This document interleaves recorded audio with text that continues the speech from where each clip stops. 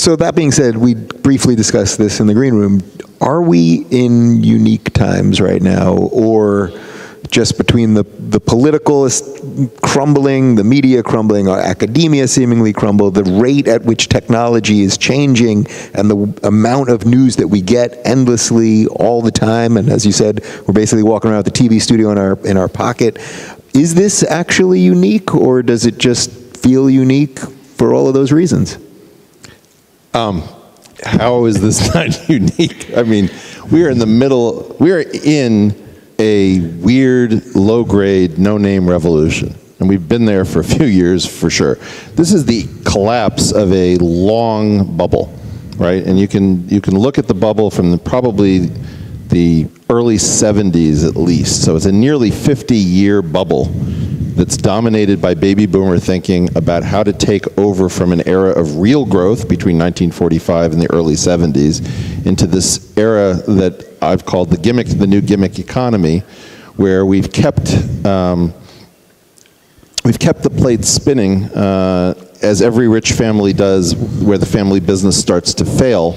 You've got a lot of assets, and so you have a lot of abilities to keep the system going at the style to which a small subset have become accustomed, but you have to mortgage the future, of course. And that bubble is now coming to an end. It sort of came to an initial end in 2008, and then there was a zombie period where we bailed it out through magic and hocus pocus, and it sort of worked. And now, during that period, we weren't allowed to come up with new ideas. So we had these old ideas like banks can self-regulate, which clearly had there are asymmetries that make that impossible, even if in some idealized world it could work.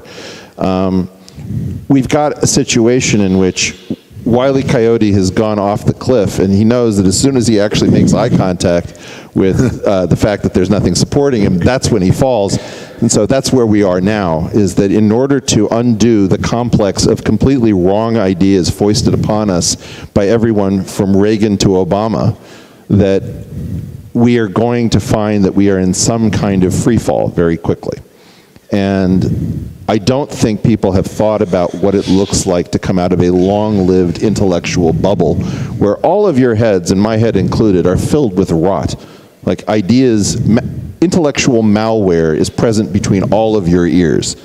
And we don't know how to do the semantic removal of this malware in our minds without losing the entire structure of society. If you look out your hotel window in New York and you see all of these people moving around, I remember I was in a hedge fund in 2008 looking down in New York and thinking, okay, all of these people are going to wonder, why am I coming to work at some point? I'm not getting paid, the contracts are breaking down, they're not clearing in the markets. Are we going to force people to drive a cab and to operate their bakeries and who knows what if we have a market meltdown? Markets are absolutely important. They're the only structure that can possibly govern something this complicated and this loosely coupled. Mm-hmm. And our faith in our markets is rightly shaken when they have to be managed this aggressively by a group of people that we don't really know, we don't understand, they have crazy incentives. I do not want to be on the hook for non-recourse loans to banks, right? And the fact is that they found out that when you use magic words like non-recourse loans, the American public is in a daze for 2 weeks as the train goes through. I think we're not aware of the fire that we're playing with because we've had an incredible run since 1945. And it's just been amazingly peaceful, amazingly prosperous, even with all the bad things that have happened. This is not normal.